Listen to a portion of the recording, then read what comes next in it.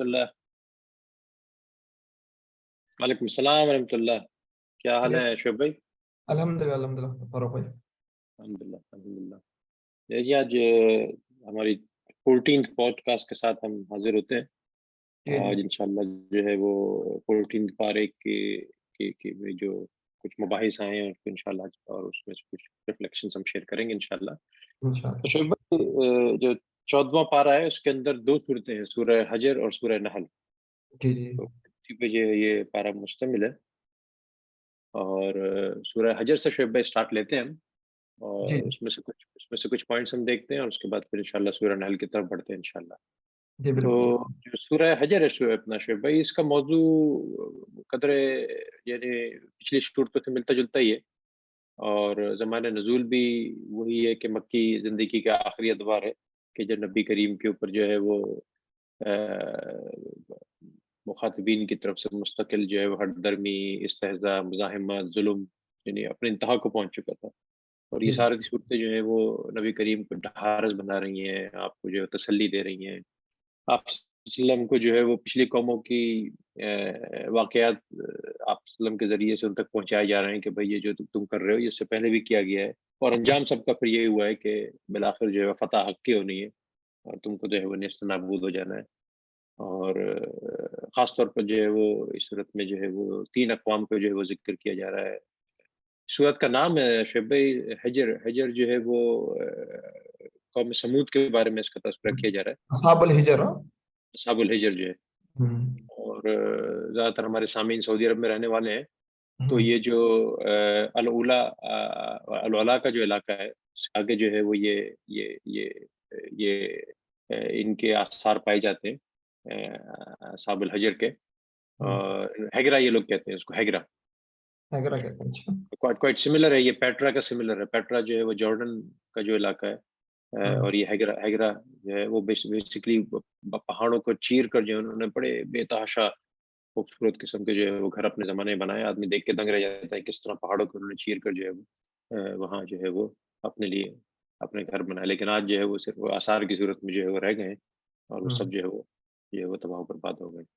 تو شب آغاز جو ہے وہ سورہ کا جو ہو رہا ہے نبی کریم کو تسلی کے ساتھ ہو رہا ہے، اور کہا جا رہا ہے کہ انہوں نے کہا کہ اے وہ شخص جس پر یہ نصیحت نازل کی گئی ہے بے شک تو دیوانہ ہے، تو ہمارے پاس فرشتے کیوں نہیں لے آتا؟ اگر تو سچ سے ہے اور تو فرشتے لے، اور ہم فرشتے، اور اللہ تعالیٰ کہہ رہا ہے کہ ہم فرشتے کو نہیں اتارتے مگر حق کے ساتھ، اور اس وقت وہ مہلت دیے گئے نہیں ہوتے.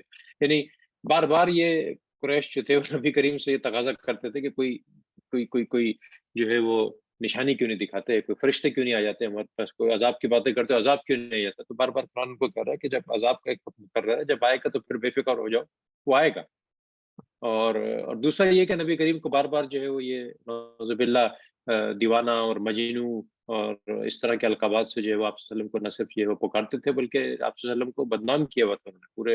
یعنی کہا جاتا ہے کہ مکہ میں حج کے لیے جب قافلے آتے تھے تو ان میں یہ خبر پھیلا دی جاتی تھی کہ بھائی وہ نعوذ باللہ اس دیوانے کی بات مت سن لینا، اس مجنو کی بات مت سن لینا. اور کرنا ایسا ہوتا تھا کہ اثر اس کا الٹا ہوتا تھا کہ جتنا نبی کریم صلی اللہ علیہ وسلم کے بارے میں یہ پروپیگنڈا کرتے تھے، اور اتنے ہی لوگ جو ہے وہ آپ صلی اللہ علیہ وسلم کے بارے میں آ کر وہ اور کیوریس ہوتے تھے کہ بھئی ہے کون، جا کے ذرا سنے تو صحیح. یعنی حج کے موقع پہ اور دوسرے قبائل جب آتے تھے تو وہ خاص طور پہ جا کے نبی کریم کی بات کو سنتے تھے، اور کرنا ایسا ہوتا تھا کہ اور وہ بیچارے اسلام لے آتے تھے. میں ایک جی جی زیادہ بزرگ غفاری تھے وہ ایمان لے کر آئے ایسی. بالکل بالکل بالکل ایسے ہی، بالکل ایسے ہی. ایک واقعہ میں پڑھ رہا تھا، ابن عباس سے روایت ہے شعیب بھائی، مسلم میں آیا یہ کہ اسی طرح ایک زماد کے نام سے ایک شخص تھا، وہ خود جو ہے وہ بڑا مشہور تھا آسیب کا دم کرنے کے لیے کہ لوگوں پہ جو جن ون آتا تھا اور مجنون ہو جاتے تھے ان پہ دم شم درود اپنے زمانے میں کرا کے ان کو ٹھیک کرنے کے لیے مشہور تھا. تو وہ اسی طرح مکہ آیا تو اس نے سنا نبی کریم کے بارے میں، اس نے کہا میں جاتا ہوں اس سے ملتا ہوں، میں اس کا جو ہے وہ ٹھیک کرتا ہوں، میرے پاس ہے شفا، میں جاتا ہوں. پہنچ گیا نبی کریم صلی اللہ علیہ وسلم، آپ نبی کریم علیہ کو ویلکم کرتے تھے، آپ کے پاس پہنچا تو آپ صلی اللہ علیہ وسلم نے جو ہے وہ اس کے سامنے خطبہ دیا یا پھر قرآن کی کچھ آیتیں پڑھ کے سنائی ہوں گی اس کو. اس نے کہا دوبارہ سنائیے، دوبارہ سنائیے. آپ نے دوبارہ سنائیے، 3 دفعہ سنائی. تو جواب میں اس کو کہنے لگا کہ میں نے کاہنوں، جادوگروں اور شاعروں کی سب باتیں سنی ہیں لیکن یہ تو سمندر کی تہ تک پہنچ جانے والی باتیں ہیں. اور فوراً اس نے ہاتھ بڑھایا اور جو ہے اسلام قبول کر لیا. تو تو باوجود یہ کہ وہ نبی کریم پہ مجنون ہونے کا الزام لگاتے تھے، لیکن اس کا جو افیکٹ جو ہوتا تھا وہ الٹا ہوتا تھا کہ اور جو ہے وہ لوگ جو آپ کے پاس آتے تھے تصدیق کرنے کے لیے الٹا دائرہ اسلام میں جو ہے وہ داخل ہو جاتے۔ اچھا آیت نمبر 9 جو ہے شعیب بھائی، انا نحن نزلنا الذکر و انا لہ لحافظون، کہ بے شک ہم نے یہ نصیحت نازل کی ہے اور بے شک ہم ہی اس کی ضرور حفاظت کرنے والے ہیں۔ بڑی ہی زبردست یہ آیت ہے اور بڑی ہی ایک ہمارے لیے جس طرح ہم نے شروع میں تذکرہ کیا تھا نا کہ ہمارے جو پروگرام کا تو ٹاپک یہی تھا، عنوان یہ تھا کہ ونڈرس آف دا قرآن، یہ ایک معجزہ ہے کہ قرآن کی حفاظت جو ہے بذات خود جو ہے وہ ایک معجزہ ہے۔ جی اور شعیب بھائی اس کی حفاظت جو ہے وہ اس کے 3 مراحل ہیں اگر آپ سوچنا چاہیں تو۔ پہلا مرحلہ تو یہ کہ خود اللہ تعالیٰ کا قرآن کو وحی کی صورت میں جو ہے نبی کریم تک پہنچانا، جی اور اس کا جو پورا مرحلہ ہے اس کی اللہ نے مکمل حفاظت کی، اور اس کو قرآن میں کئی جگہ تذکرہ کیا، بلکہ سورہ ہجر میں بھی اس کا تذکرہ آ رہا ہے انہی آیتوں کے بعد کہ وَلَقَدْ جَعَلْنَا فِي السَّمَاءِ بُرُوجًا وَزَيَّنَّا لِلنَّاظِرِينَ فَحَفِظْنَاهَا مِنْ كُلِّ شَيْطَانٍ رَجِيمٍ، یعنی اور آگے بڑھ الا من استرق السماء فأتبعه شهاب مبین، کہ بلا شبہ یقین ہم نے آسمان میں کئی برج بنائے اور اسے دیکھنے والوں کے لیے مزین کر دیا، اور ہم نے اسے ہر مردود شیطان سے محفوظ کر دیا، مگر جو سنی ہوئی بات چرا لے تو ایک روشن شعلہ اس کے پیچھا کرتا ہے، یعنی کہ شہاب ثاقب جیسے آج کے دور میں ہم کہتے ہیں۔ قرآن کہتا ہے کہ یعنی مقصد یہ ہے کہ جب وحی آ رہی ہوتی تھی نبی کریم کے اوپر، تو اگر کوئی شیطان یا کوئی جن کوئی کوشش بھی کرتا تھا کہ اس کو انٹرپٹ کرے یا اس تک پہنچنے کی کوشش کرے، تو اس پورے مرحلے کو اللہ تعالیٰ نے جو ہے وہ محفوظ کر کے رکھا ہوا۔ اچھا دوسرا مرحلہ خود نبی کریم کی زبان سے قرآن کا ادا ہونا، اور شعیب بھائی یہ بھی معجزہ ہے، اور قرآن نے اس کے حوالے سے بھی ہمیں سورہ الحاقہ کے اندر آیت نمبر 47 کے اندر یہ بتایا کہ وَلَوْ تَقَوَّلَ عَلَيْنَا بَعْضَ الْأَقَاوِيلِ لَأَخَذْنَا مِنْهُ بِالْيَمِينِ ثُمَّ لَقَطَعْنَا مِنْهُ الْوَتِينَ فَمَا مِنْكُم مِّنْ أَحَدٍ عَنْهُ حَاجِزِينَ، کہ اگر وہ ہم پر کوئی بات بنا کر لگا دیتا، نبی کریم کے بارے میں کہا جا رہا ہے، تو یقیناً ہم اس کو دائیں ہاتھ سے پکڑ لیتے، یعنی اللہ کہہ رہا ہے کہ ان کے اختیار میں نہیں ہے یہ، پھر یقیناً ہم اس کی جان کی رگ کاٹ دیتے، پھر تم میں سے کوئی بھی اسے روکنے والا نہ ہوتا۔ یعنی اللہ اس بات کی ضمانت دے رہا ہے کہ یہ جو محمد کے منہ سے الفاظ ہیں، یہ ایک ایک لفظ جو ہے یہ وہی ہے، قرآن ہے، اللہ کی طرف سے وہ نازل ہوا ہے، کوئی الفاظ نہ یہ ادھر کر سکتے ہیں نہ ادھر کر سکتے، اور اس کی پوری ضمانت دی گئی ہے۔ اچھا تیسرا مرحلہ اس کے بعد جو ہے الحمدللہ جس سے ہم گزر رہے ہیں کہ یعنی کہ نبی کریم کی زبان سے جو الفاظ ہوئے وہ صحابہ نے، اور اس کے بعد جو ہے وہ جس طرح اس کو نقل کیا، اس کو حفاظت کی، اور حفاظ کرام کا جو پورا سلسلہ جو ہے وہ قیامت تک کے لیے یہ اس بات کی ضمانت ہے کہ الحمدللہ یہ قرآن جو ہے یہ اسی حالت میں محفوظ رہے گا۔ بس ہمارے لیے جو کرنے کا کام وہ یہ ہے کہ جو اللہ نے حفاظت کا کام لیا، ہمیں عمل کا کام کرنا ہے، ہمیں اس پہ جو ہے وہ اس سے ہدایت لینی ہے، تو جو اس کا جو ہے مقصد جو ہے وہ جو ہے وہ پورا ہو۔ اچھا آگے پھر شعیب بھائی انسان اور جن کی تخلیق کا بھی کچھ تذکرہ کیا جا رہا ہے، پھر دوبارہ وہی واقعہ جو آدم اور شیطان کا جو ہم پہلے تذکرہ کر چکے ہیں، سجدہ کرنے کا اور شیطان کا جو ہے وہ ہر درمی کے اظہار کرنے کا تذکرہ کیا گیا ہے سورہ حجر میں، اور پھر اس کے بعد جو ہے جس طرح میں نے تذکرہ کیا ہے کہ قوموں کا ذکر کیا جا رہا ہے، قوم لوط اصحاب الحجر کا جو ہے وہ ذکر کیا جا رہا ہے۔ اچھا آغاز بڑے ہی اچھا اس کو کوریلیٹ کیا گیا ہے، پتہ ہے شعیب بھائی شروع میں جب کہا گیا نا کہ جب انہوں نے کہا کہ بھائی تم ہم پہ فرشتے کیوں نہیں نازل کر دیتے، تو اس وقت کہا گیا کہ جب ہم فرشتے نازل کرتے ہیں تو وہ تو پھر جب آتے ہیں نا وہ 2 کاموں کے لیے آتے ہیں، یا تو وہ وہی لے کے آتے ہیں جس طرح نبی کریم پہ اور وہ قرآن کا بتایا گیا کہ ان اللہ حافظون، اور یا پھر وہ جو عذاب لے کر آتے ہیں۔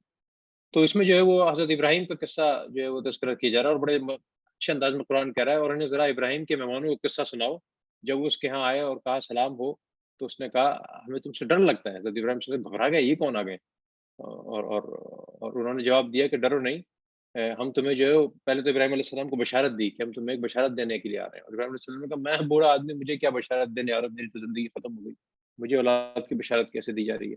اور انہوں نے کہا جو اللہ کی طرف سے حکم ہوتا ہے وہی ہوتا ہے، اور پھر وہی ہوا۔ اس کے بعد جو ہے اسحاق علیہ السلام جو ہے وہ ان کی پیدائش ہوئی، بعد میں اسماعیل علیہ السلام کی پیدائش ہوئی۔ اچھا پھر جو اصل میں یہ آئے تھے حضرت لوط علیہ السلام کی قوم کے پر جانے کے لیے، تو ابراہیم نے پوچھا کہ مہم کیا ہے تمہاری، آئے کس لیے ہو؟ اور بولے کہ ہم تو ایک مجرم قوم کی طرف بھیجے جانے والے ہیں، اور وہ جو ہے مجرم قوم جو ہے وہ لوط علیہ السلام کی جو باسیان تھے۔ اچھا یہ لوط علیہ السلام کی بستی بھی شعیب بھائی یہ جارڈن ویلی کے پاس جو ہے ڈیڈ سی ہے، بحر مردار، بحر مرداد جس کو کہتے ہیں، اس کے پاس یہ لوگ آباد تھے، اور وہ اس عذاب کے بعد وہ علاقہ ایسا نحوست زدہ ہوا کہ اس کو بحر مردار ہی کہا جاتا ہے آج تک، کہ ڈیڈ سی، کچھ نہیں ہے وہ، یعنی بالکل جو سمندر ہے وہ بھی ختم ہوتا جا رہا ہے، اور جو ہے وہ کوئی انسانی آبادی بھی جو ہے وہاں اس عذاب کے بعد سے آج تک جو ہے وہ نہیں پنپنے پائی ہے۔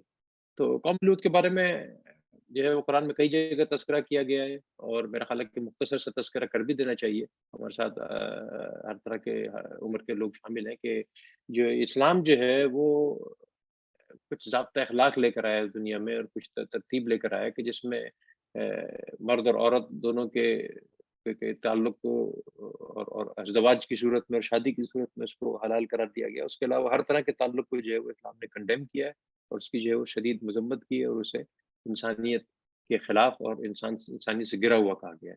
اور آج کل تو خاص طور پہ اس کا پروپیگنڈا بہت زیادہ ہے شعیب بھائی، جو ہم جنس پرستی جو ہے، وہ ہوموسیکسویلٹی جو ہے، اس کا ہر طرح سے چرچا ہوا ہے، اور مغرب کے اندر تو جناب اس کو جو ہے وہ نہ صرف یہ کہ جائز قرار دے دیا گیا ہے، بلکہ اس کے علم بردار یہاں تک پہنچ گئے ہیں کہ آپ اس کی مخالفت کریں تو آپ غلط۔ تو قوم لوط جو تھی وہ یہی کام کرتی تھی، وہ نعوذ باللہ اس غلط کام میں مبتلا ہو گئے تھے، جنس پرستی کے کام میں، اور اسی کی یہی ان کی جو ہے وہ عذاب کا باعث بنی۔ اور مطلب اتنے گر گئے تھے پھر بھائی، آپ اندازہ کیجیے کہ یہ جب فرشتے جب لوط علیہ السلام کے پاس آئے ہیں انسانی شکل کے اندر، تو وہ لوط علیہ السلام کے گھر پہنچ گئے کہ وہی تمہارے مہمان ہیں، یہ کون ہے؟ تو قرآن میں تذکرہ ہے سارا اس واقعے کا، جو مختصر سے میں آپ کے سامنے ذکر کر رہا ہوں اسی سورہ ہجر کے اندر۔ تو لوط علیہ السلام سے کہتے ہیں وہ خدا کے بندو، یہ تو مہمان ہے، ان کو تو پیچھے چھوڑ دو۔ اور قوم لوط علیہ السلام کی قوم کی برائیوں میں جو ایک بڑی برائی تھی وہ یہی تھی کہ مہمانوں کے ساتھ بدتمیز، کوئی بھی غلطی سے بھی ان کے شہر میں اگر گزر جائے کوئی مسافر، تو یہ جو ہے وہ اس کا ستیہ ناش کر دیتے، یعنی لوٹ مار کرنا، اور اس کو بالکل جو ہے وہ بری طریقے سے خیال رکھنا۔ تو بالآخر جو ہے وہ قرآن نے وحی کے ذریعے اللہ نے جو لوط علیہ السلام کو حکم دیا کہ بھائی تم اپنی گھر والوں کو، اور بیوی کے علاوہ، بیوی ان کی راہ راست پہ نہ تھی، تو بیوی کے علاوہ اپنے جو ہے وہ گھر کے لوگوں کو، بچوں کو اور بچیوں کو لے کے نکلو وہاں سے۔ اور اگلی صبح جو ہے ان پر جو ہے پتھروں کی ایسی بارش ہوئی کہ وہ شہر جس طرح میں نے تذکرہ کیا کہ آج تک جو ہے وہ صرف ایک جو ہے وہ نشانی کے طور پر جو ہے وہ رہ گیا، اور سامان عبرت جو ہے وہ رہ گیا۔ اور اس کے بعد پھر جو ہے وہ یہ فاروق مزید۔ بھائی، اس کے جی جی اندر شعیب تو بھائی ایک دلچسپ بات ہے کہ اللہ بتائیے۔ تعالیٰ نے اگر کسی شخص کی قسم کھائی ہے نا، جی جی انسانوں میں کسی شخص کی، تو رسول اللہ علیہ وسلم کی کھائی ہے، اور یہ اسی صورت میں کھائی ہے، اور سبحان اللہ۔ جو لوط علیہ السلام کی قوم کے واقعے کے درمیان کھائی ہے۔ اور کیا ہم، کھائی ہے پتہ ہے آپ کو؟ اللہ تعالیٰ فرماتے ہیں بتائیے۔ تیری جان کی قسم یا تیری عمر کی قسم اے نبی، ہم، اس وقت ہم، ان پر ایک نشہ سا چڑھا ہوا تھا، نشہ سا چڑھا ہوا ہم، تھا، ہم، ہم، جس میں ہم، وہ آپے سے ہم، باہر ہوئے جاتے تھے۔ یعنی کہ جب وہ صحیح۔ فرشتے آئے تھے تو فرشتوں کے ساتھ وہ غیر فطری تعلق قائم کرنا چاہ رہے تھے، ان کو باہر ہم، نکالنا چاہ رہے تھے، حضرت نوح علیہ ہم، السلام، حضرت لوط علیہ السلام روک رہے تھے، تو ایک صحیح۔ نشے میں تھے۔ جس طرح ایک شرابی ہوتا ہے نا، جب وہ نشے میں ہوتا ہے تو بالکل۔ آؤٹ آف کنٹرول ہوتا ہے، اسے کوئی دلیل کام نہیں کرتی۔ ہم، آج کل کے دور میں جو ایڈکٹ ہوئے ہیں فیس بک اور سوشل میڈیا کے، جب والدین ان کو روکنا چاہتے ہیں تو ناراض ہوتے ہیں، جو ویڈیو گیم کھیل رہے ہوتے ہیں، تو بالکل ایک نشہ چڑھا ہوا ہوتا ہم، ہے۔ قرآن میں بالکل۔ جو ہے ان کی قوم کی کیفیت کے لیے بڑے خوبصورت الفاظ استعمال ہوئے، اور اللہ تعالیٰ نے اپنے نبی کی قسم کھا کر یہ بات کہی ہے۔ تو اس سے اندازہ ہو سکتا ہے کہ ہم، کس نشے کے اندر ہوں گے وہ۔ آج کل جو پرائڈ پیریڈ ہو رہی ہے، وہ بھی ایک نشے کا ہم، شکار ہے نا، اور کہتے ہیں سب جاہل ہیں، ہم، ہمارا طریقہ زندگی ہم، صحیح ہے، تو وہ جو ہے وہ ہمیں ہم، دیکھنا چاہیے۔ فاروق بھائی، اب آگے بڑھیں، بالکل۔ میں نے آپ کو ٹوک دیا۔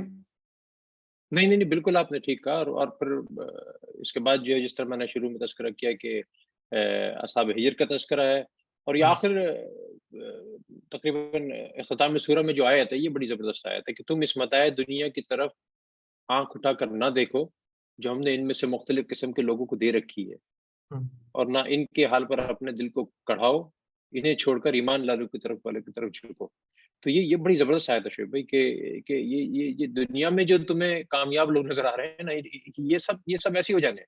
یعنی آپ دیکھیں نا، آج بڑی بڑی اصحاب حجر کی بلڈنگیں رہ گئیں، ختم ہو گئے، نصف و نابود ہو گئے۔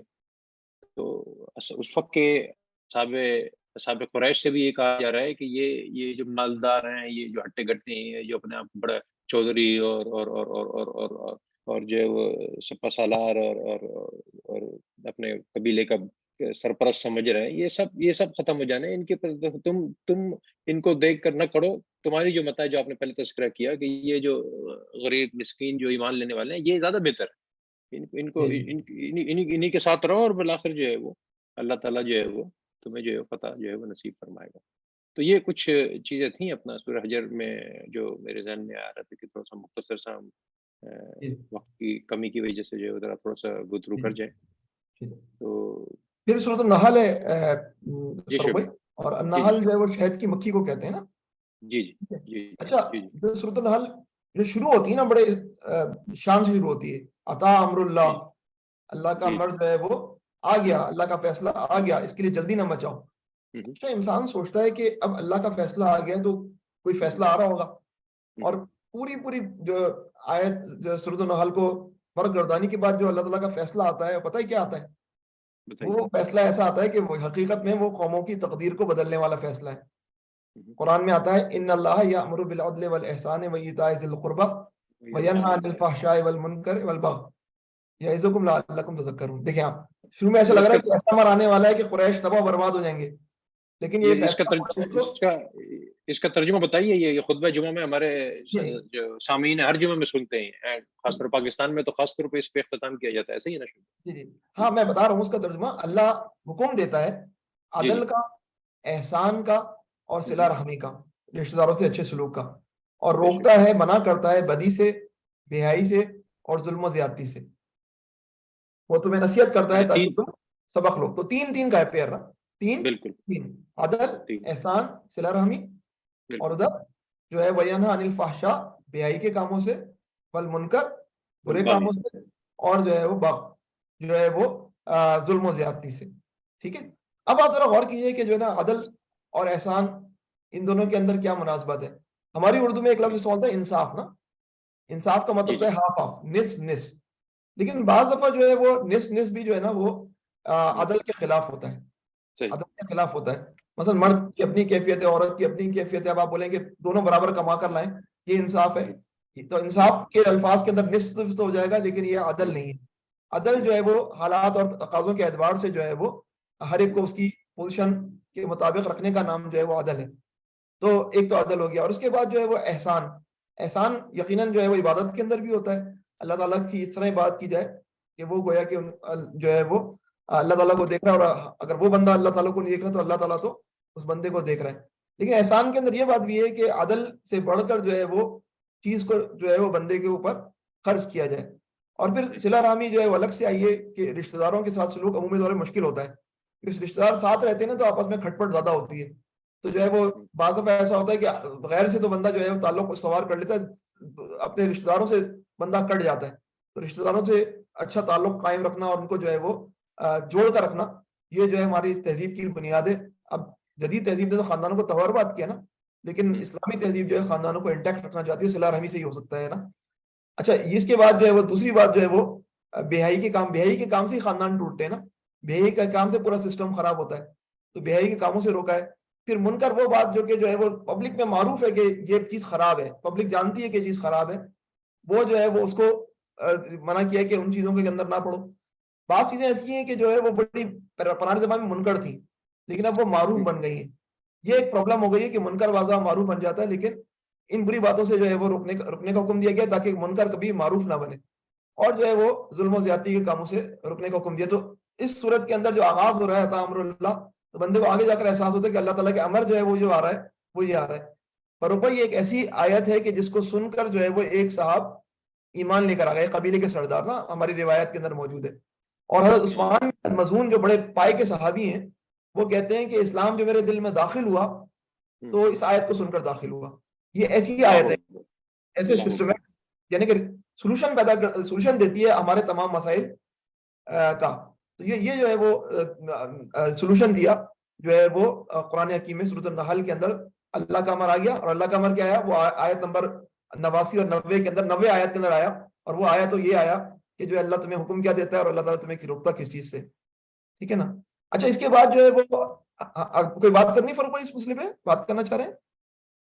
ہاں, میں چاہ رہا تھا کہ جو تھوڑا جو شہد کی مکھی کے حوالے سے جو آیت آئی تھی, میں اس پہ تھوڑا سا بات کرنا چاہتا شعیب بھائی, کہ جس طرح آپ نے کہا کہ نحل جو ہے وہ شہد کی مکھی کو کہتے ہیں, اور جو جو آیت آئی ہے اس کے حوالے سے, وَأَوْحَىٰ رَبُّكَ إِلَى النَّحْلِ أَنِ اتَّخِذِي مِنَ الْجِبَالِ بُيُوتًا وَمِنَ الشَّجَرِ وَمِمَّا يَعْرِشُونَ ثُمَّ كُلِي من کل الثمرات فاسلکی سبل ربک ذللا یخرج من بطونها شراب مختلف الوانه فیہ شفاء للناس ان فی ذلک لآیات لقوم یتفکرون.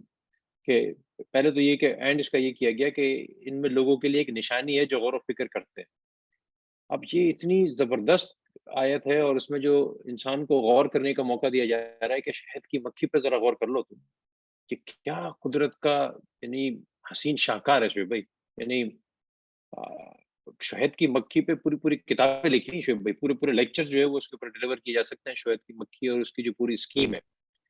یعنی میں بھی کچھ دیکھ رہا تھا, یعنی آپ حیرت کیجئے کہ اور قرآن اس کا سب کا تذکرہ کر رہے ہیں کہ جو اور ترجمہ خیر میں پڑھنا نہیں بھول گیا اس کا کہ اور تیرے رب نے شہد کی مکھی کی طرف وحی کی کہ کچھ پہاڑوں میں سے گھر بنا اور کچھ درختوں میں سے اور کچھ اس میں سے جو لوگ چھپر بناتے ہیں, پھر ہر قسم کے پھلوں سے کھا, پھر اپنے رب کے راستوں پر چل. یہ رب کے راستے پہ بات کریں گے ہم, جو مسخر کیے ہوئے ہیں. ان کے پیڑوں میں ان کی ایک چیز نکلتی ہے جس کے رنگ مختلف, اس میں لوگوں کے لیے ایک شفا, ایک قسم کی شفا ہے, اور بلا شفا اس میں ان لوگوں کے لیے ایک نشانی ہے جو غور و فکر کرتے ہیں. شعیب بھائی, شہد کی مکھی کا جو چھتا ہوتا ہے کبھی دیکھا آپ نے؟ اب اس چھتے کا جو آپ کو ڈیزائن ہے پتہ ہے کیا ہے؟ وہ ہیکساگونل ڈیزائن ہے. اس پہ پوری ریسرچ ہوئی ہے شعیب بھائی کہ مکھیاں نے ہیکساگونل کیوں ڈیزائن کیا. آپ کو پتہ ہے ہیکساگونل قدرت نے اس لیے بنایا کہ وہ میتھمیٹیکلی سب سے کم اسپیس جو ہے وہ آکوپائی کرتا ہے. ہیکساگونل, اگر ٹرائنگل ہوتا, ریکٹینگل ہوتا, سرکل ہوتا تو بہت ویسٹ ہوتی. ہیکساگون ایسے ہوتے ہیں کہ وہ سارے آپس میں ملے ہوتے ہیں شعیب بھائی. اور کبھی غور کیجیے گا نیکسٹ ٹائم کہ وہ کونے سے بنانا شروع کرتی ہیں اور سینٹر کی طرف آتی ہے, لیکن مجال ہے جو کوئی رتی برابر بھی کوئی فرق آتا ہو ڈیزائن کے اندر, اور سب سے کم ویکس کے اندر استعمال ہوتی ہے شہد کی مکھی. اچھا, پھر اب اس کا پورا مرحلہ دیکھ لیجیے آپ کہ کس طرح وہ مختلف پھولوں کا انتخاب, وہاں سے شہد کا لانا. اچھا, پھولوں کو نقصان نہیں پہنچاتی, پتہ ہے آپ, اس کو بھی فائدہ دیتی ہے. یعنی پولینیشن کا جو سارا کام ہے یعنی فلاورز کی, وہ شہد کی مکھی انجام دے رہی ہوتی ہے. یہاں سے اس کا پولن اٹھا کے وہاں پہنچا دیا اور ان کی جو افزائش نسل جو ہے اس طرح اور آگے بڑھ رہی ہوتی ہے. اور پھر جو ہے وہ اچھا, اس میں اب یہ معجزات قرآن کا دوسرا معجزہ آ گیا. پہلا معجزہ تو قرآن کا خود حفاظت کا تذکرہ کیا گیا سورہ حجر میں. اب یہاں شہد کی مکھی کی صورت میں شعیب بھائی جو معجزہ بتایا گیا ہے, اور آپ یقین کریں گے یہ اب جا کے ڈسکلوز ہوا ہے 100 سال پہلے. آپ ان الفاظ پہ غور کیجئے کہ یہاں جو سارا صیغہ استعمال ہو رہا ہے نا شعیب بھائی, وہ مؤنث کا صیغہ استعمال ہو رہا ہے شہد کی مکھی کے لیے. یعنی میں جن کو عربی تھوڑی سی آتی ہے وہ اس پہ غور کیجئے کہ اتخذی ہے, پھر کلی, پھر فصل کی, پھر بطونہا, یہ سارے مؤنث کے صیغے ہیں. تو خدا کب آپ اندازہ کیجئے 1400 سال پہلے محمد مصطفیٰ صلی اللہ علیہ وسلم کو کیا پتا ہوگا کہ یہ مکھی مؤنث ہے کہ مذکر ہے. اور آج جا کے سائنس کو یہ بات پتہ لگی ہے کہ شہد کی مکھی کی جو مکھیوں کی جو قسم ہے ان میں جو ان کے جو میلز ہوتے ہیں, میل پارٹنر جو ہوتے ہیں, وہ شہد کی افزائش کا کام نہیں کرتے. اونلی فیمیل پارٹنر جو ہوتے ہیں وہ مکھیاں جو ہیں وہ شہد کی جو ہے وہ شہد کو لا کے جمع کرتی ہیں. قرآن میں 14 سال پہلے کہہ دیا, انہوں نے آج دریافت کی ہے. اچھا, اور دوسرے مزے کی بات دیکھیے شعیب بھائی, بطونہا کہا گیا ہے یہاں, یعنی ایک پیٹ نہیں, بطونہا مختلف پیٹ, ایک سے زیادہ. آج سائنس نے جا کے بطن, ایک تو فیمیل بطن اور پھر ایک سے زیادہ بطن, یہ آج جا کے سائنس نے یہ بطون, تو آج سائنس نے دریافت کیا کہ واقعی ان کے ایک زیادہ پیٹ ہوتا ہے شعیب بھائی. ایک پیٹ انہوں نے صرف, اللہ نے قدرت نے صرف جو ہے وہ اسٹور کرنے کے لیے بنایا جس میں صرف شہد کو اسٹور کیا جاتا ہے, اور ایک پیٹ جو ہے وہ ان کا اپنا خوراک کا پیٹ ہوتا ہے. یہ سائنس نے آج دریافت کیا جا کے, اور قرآن نے 14 سال پہلے ان کو جو ہے وہ بتا دیا. کیا زبردست جو ہے وہ اس صورت میں جو ہے وہ معجزہ قرآن کے جو ہے وہ کے بارے میں جو ہے وہ اس آیت کے اندر جو ہے وہ شہد کی مکھی کی صورت میں جو ہے وہ معجزہ قرآن کی جو ہے وہ اور قرآن کی حقانیت کی بات کی گئی. سبحان اللہ. اچھا فاروق بھائی, میں آپ کے سامنے شہد کی مکھی کے بارے سے ایک اور بات بھی کرنا چاہتا تھا. بالکل. قرآن سرکل ہوتا ہے تو قرآن سرکل میں ہمارے کچھ ساتھی ہیں, لاہور میں ایک ادارہ ہے اس کی یونیورسٹی, تو وہ بتاتے ہیں کہ ان کا ایک گروپ ہے تو اس کے اندر ایک پاکستانی جو ہے وہ بیوروکریٹ ہے جو دین بیدار ہے نا, وہ جو ہے وہ جب شہد کی مکھی کے متعلق بات کرتا تھا تو کہتا تھا کہ دیکھو قرآن جو ہے وہ تم کہتے ہیں معجزہ ہے, دنیا جانتی ہے کہ شہد کا جو ہے وہ شہد کا جو لکوڈ ہے وہ فائدے مند ہوتا ہے, تو قرآن نے کون سا کارنامہ انجام دیا کہ اس نے بتایا کہ جو ہے وہ شہد جو ہے وہ فائدے مند ہے. اب آپ نے دیکھیں کتنی ساری باتیں بتائی کیا کہ معجزات ہیں, اچھا جی لیکن جی اگر آپ غور کریے نا تو وہاں پر اس سے پہلی والی آیت میں کیا بات ہو رہی ہے؟ پہلے پانی کی اوپر بات ہوئی ہے، بالکل نے بالکل قرآن کو انکشاف نہیں کرا لیکن پانی کو بتا رہا ہے کہ دیکھو تو اس پانی کے نزول کو، اور جب پانی کو بیان کیا نا تو کہا کہ یہ آیت ہے قوم یسمعون، سننے والوں کے لیے. پھر بات کی دودھ کی، اور دودھ کے متعلق کیا کمال سے آیا ہے، کتنی بڑی نشانی ہے، اور اس کے بعد فرمایا کہ یہ نشانی ہے قوم یعقلون. ٹھیک ہے، اور اس کا شہد آیا تو آپ نے بھی خود پڑھا قوم یتفکرون. اصل میں یہ ساری نشانیاں آپ ونڈرز آف چیز قرآن، آپ شہد کی مکھی کو تو کہہ رہے ہیں کہ دودھ کا کمال دیکھیں، دودھ کیسے آ رہا ہے پانی آسمان سے. ہم اس کو فار گرانٹیڈ لیتے ہیں نا. تو وہ جو ہمارے دہریے بھائی تھے جو لاہور کی یونیورسٹی سے تعلق تھے تو وہ اس بات کو سمجھ نہیں رہے کہ جو ہے نا وہ اللہ تعالیٰ بہت بیسک چیزوں کو بتاتا ہے کہ بھائی یہ تمہارے